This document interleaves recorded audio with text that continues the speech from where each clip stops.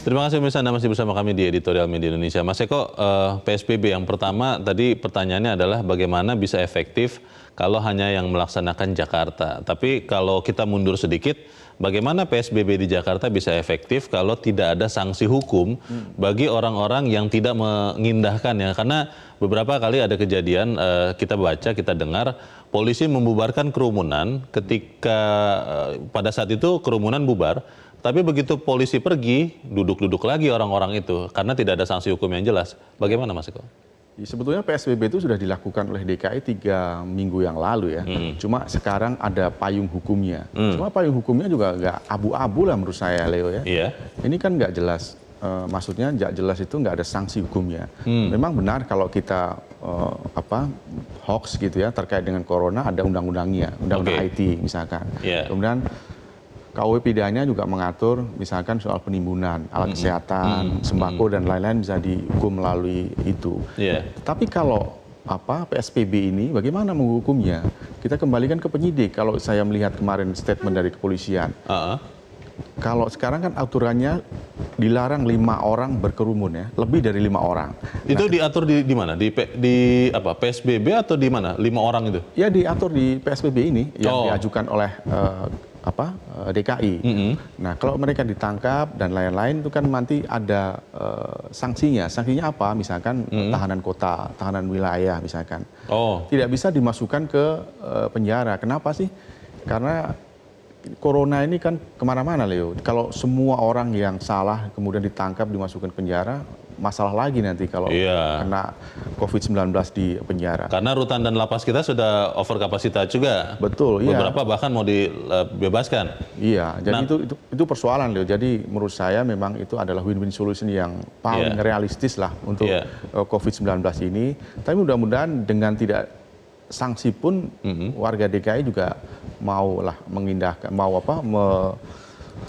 mengikuti lah yang DKI dan pemerintah pusat lakukan. Harapannya kan begitu Mas Eko, tapi kalau tapi mudah-mudahan saya salah ya, 1-2 hari belakangan ini kalau kita melihat lalu lintas di Jakarta, walaupun tadi berita pertama difoto karena pagi-pagi sekali Jalan Sudirman di Jakarta itu lengang, tapi kalau kita lihat 1-2 hari belakangan ini, lalu lintas mulai ramai lagi loh, relatif lebih ramai dibandingkan 1 pekan atau 2 pekan atau mungkin tiga minggu yang lalu ketika kita sudah memulai membatasi diri di rumah. Nah pertanyaannya kan berarti apakah kemudian karena belum kejadian di lingkungan sekitarnya akhirnya masyarakat ini mau lagi beraktivitas normal, sehingga ini juga harusnya kan diterapkan PSBB itu lebih tegas lagi. Bagaimana Mas Eko? PSBB juga mengatur soal angkutan umum, Leo. Nanti, jadi yang boleh melintas di DKI ini nanti hanya pribadi dan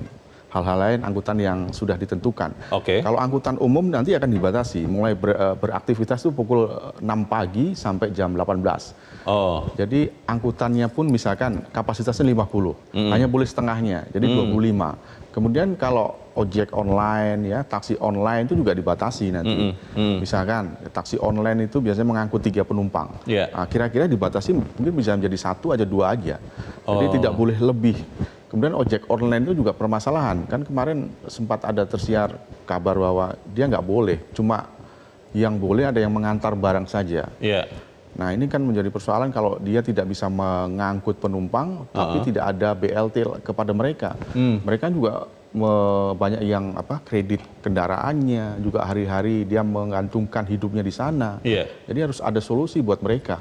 Jadi kalau saya lihat kemarin di press conference-nya Pak Anies Baswedan memang belum secara detail menyebut apa BLT untuk ojek online ini. Karena itu menjadi persoalan di DKI. Banyak sekali yang menggantungkan hidupnya di ojek online di DKI ini, Leo. Pertanyaan berikutnya begini Mas Eko.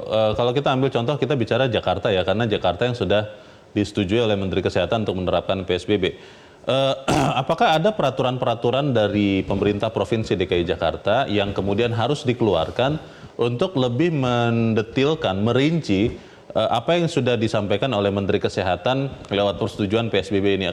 Misalnya aturan-aturan tertentu yang kemudian membuat rakyat Jakarta, warga Jakarta akhirnya mau tidak mau dipaksa untuk mematuhi physical distancing ataupun pembatasan ini, Mas. Kemarin waktu press conference Pak Anies Baswedan dengan yang lain-lain, pejabat-pejabat DKI yang lain, itu memang belum dikatakan.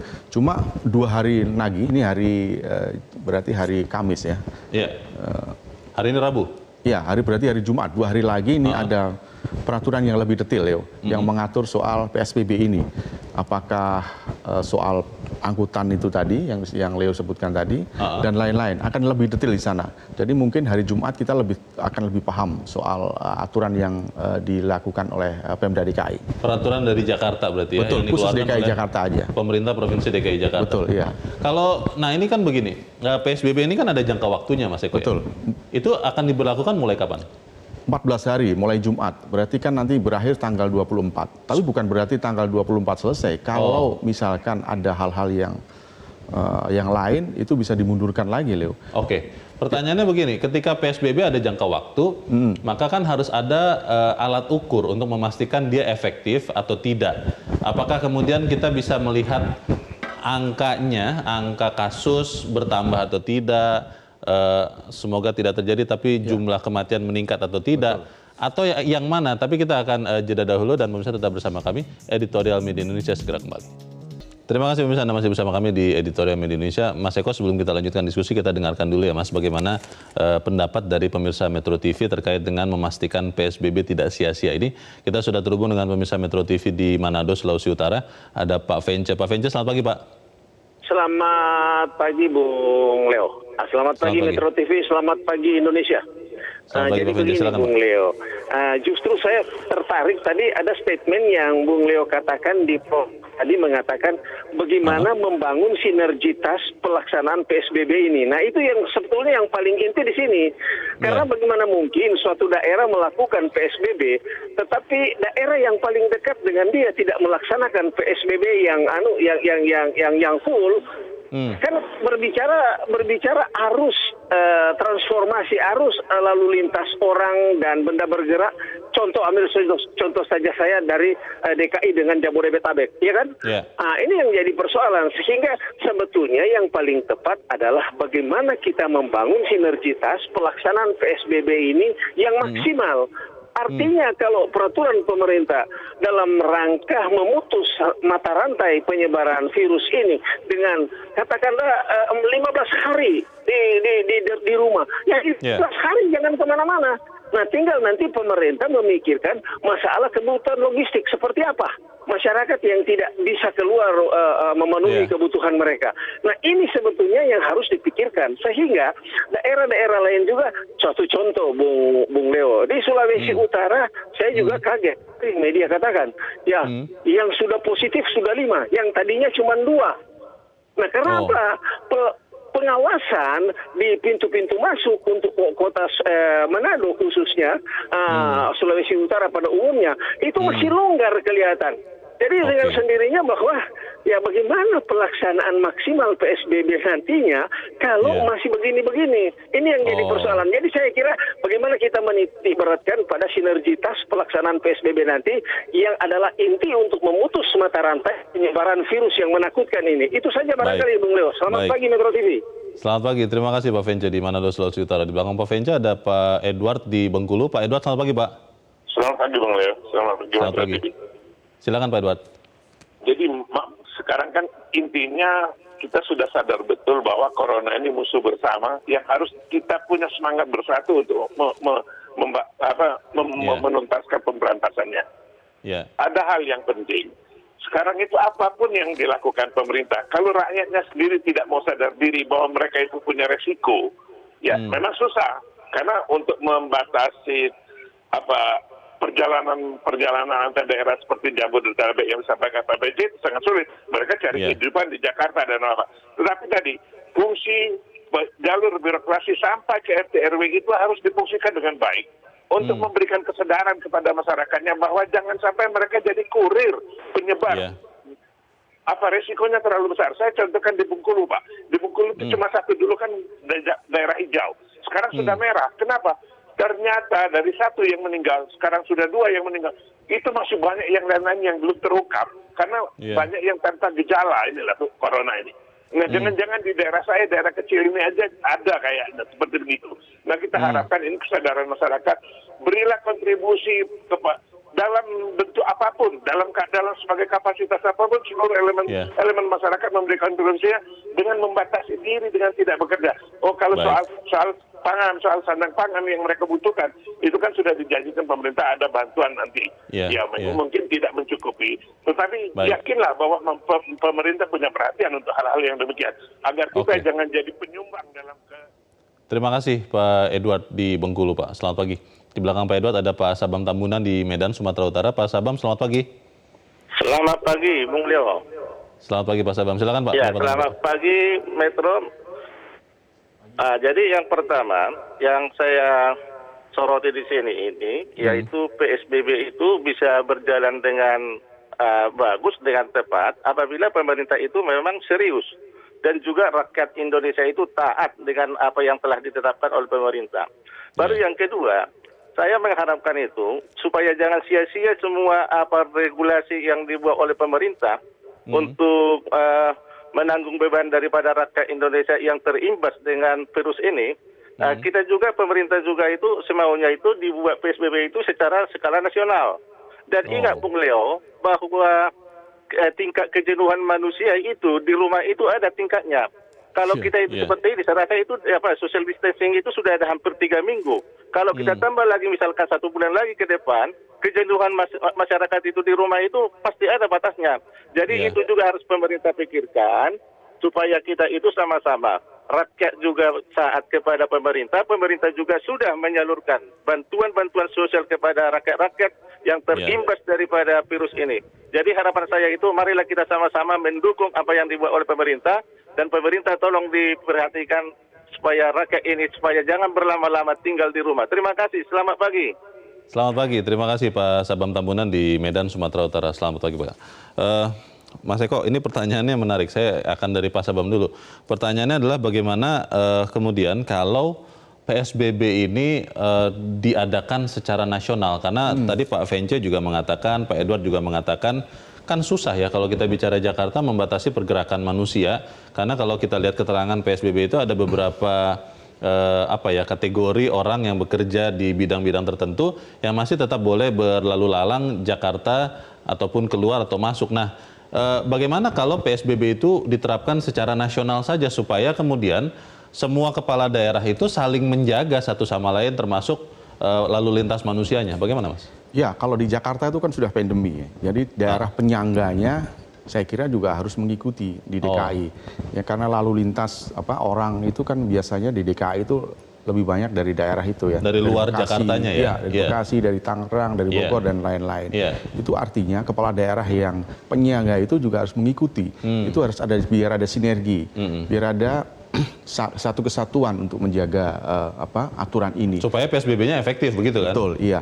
Cuma kalau di nasional itu yang tahu kan kepala daerah masing-masing. Tidak semua sama dengan DKI ya. Yang tahu adalah kepala daerah yang masing-masing. Ada yang mau, ada yang tidak.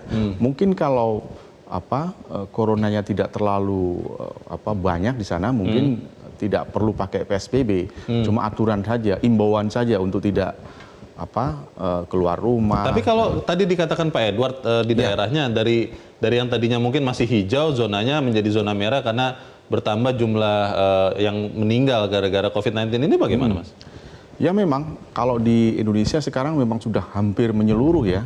Kalau kita lihat datanya memang dari mulai Sabang sampai Merauke sudah banyak yang kena. Cuma yang di DKI ini yang paling banyak. Nah, kita memang tidak tahu apakah gubernur di Bengkulu sana atau di Medan mungkin atau di Manado akan mengeluarkan PSBB, mengajukan ke Kementerian Kesehatan. Kan mereka yang tahu sebetulnya. Jadi kalau menurut saya, kalau memang di sana diperlukan dan corona ini semakin meluas di sana, menurut saya harus segera dilakukan.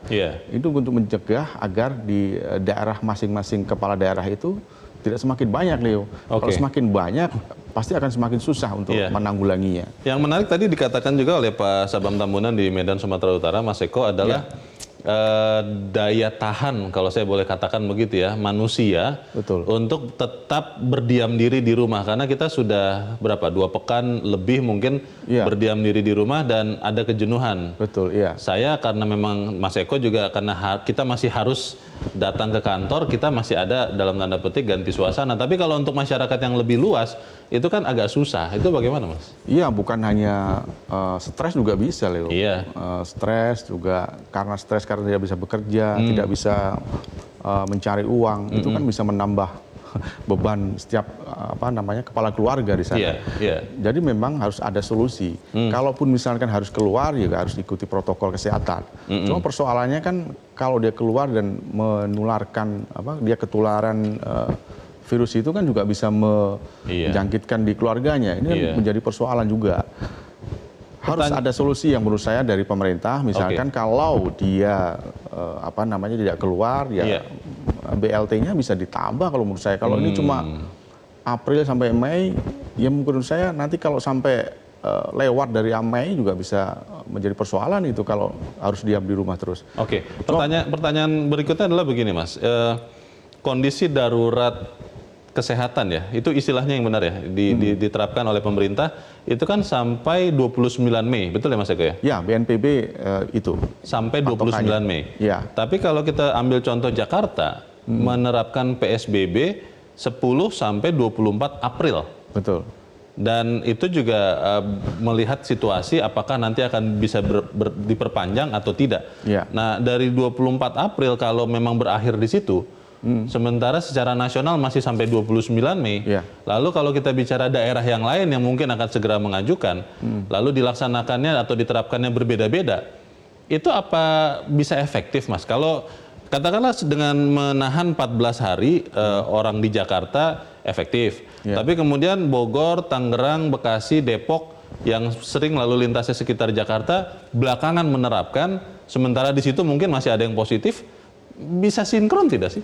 Semua kepala daerah di Indonesia rujukannya adalah Kementerian Kesehatan dan PNPB. Oke. Jadi kalau BNPB mengatakan batas akhirnya itu adalah 29 Mei, bukan berarti 29 Mei itu selesai. Itu kan harus dilihat juga konteksnya, Leo. Kalau di DKI mungkin per 2 minggu ya. Iya. Jadi kalau PSBB-nya dimulai hari Jumat, tanggal 10 berarti tanggal 24 April, kemudian 24 April itu bisa dievaluasi. Apakah Bisa COVID-19 diperpanjang? itu Berakhir atau diperpanjang? Betul, grafiknya naik atau semakin turun. Kalau grafiknya semakin naik, pasti dia akan Pak Anies Baswedan pasti juga akan menambah itu Oke. PSBB untuk dilanjutkan di bulan Mei.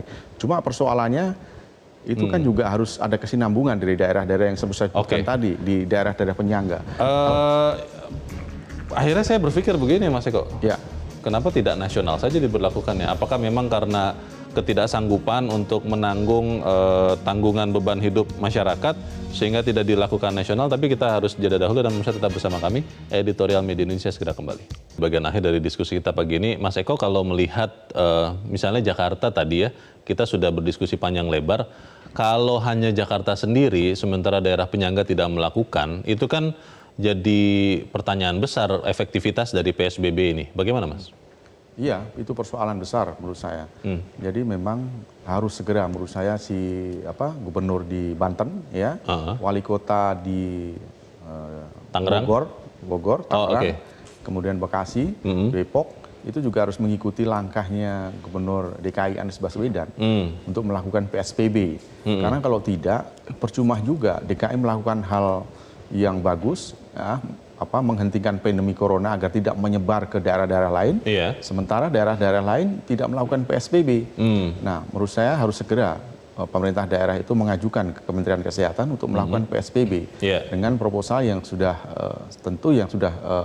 menimbang untung ruginya di sana. Jadi mudah-mudahan ini segera dilakukan agar DKI tidak sendirian untuk melakukan PSBB ini. Ya, salah satu syarat yang harus ada diberikan oleh pemerintah daerah yang mengajukan PSBB adalah data mengenai persebaran COVID-19 ini. Apakah memang makin meningkat, kemudian ada kurva segala macam datanya. Ini apakah akan terus bisa diawasi oleh pemerintah-pemerintah daerah yang mengajukan atau sudah akan menerapkan PSBB ini, Mas? Salah satunya adalah melakukan rapid test itu, Leo. Oh. Jadi kalau di semua daerah melakukan hal itu kan kita bisa kelihatan untuk sementara, meskipun itu bukan patokan resmi ya. Yeah. Ketika rapid test negatif, bisa jadi nanti di pemeriksaan lanjutannya bisa jadi positif.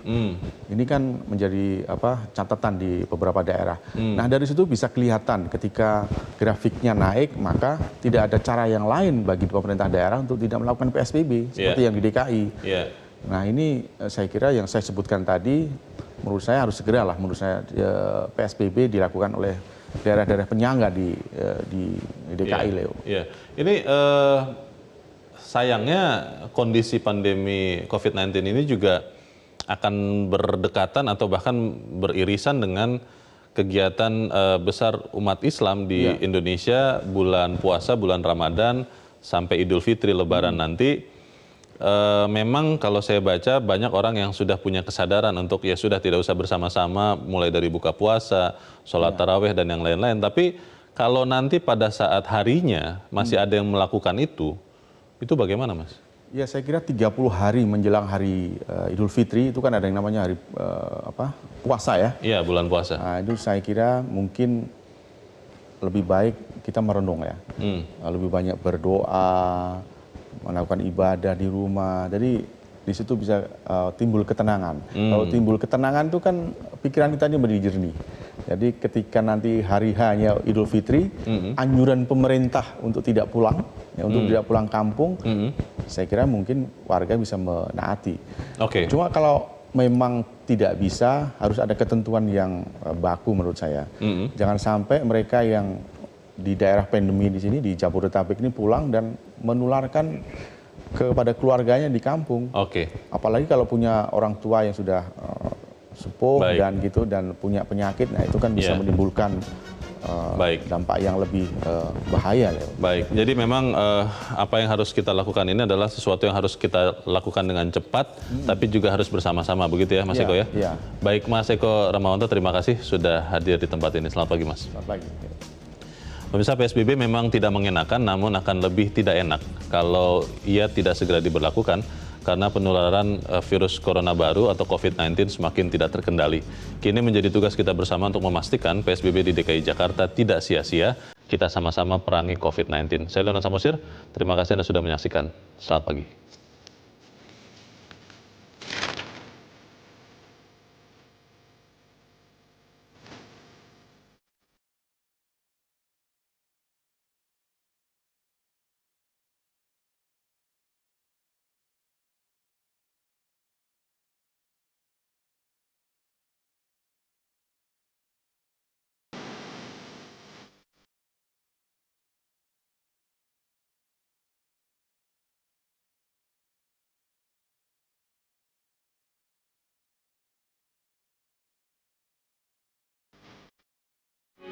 Metro TV, knowledge to elevate.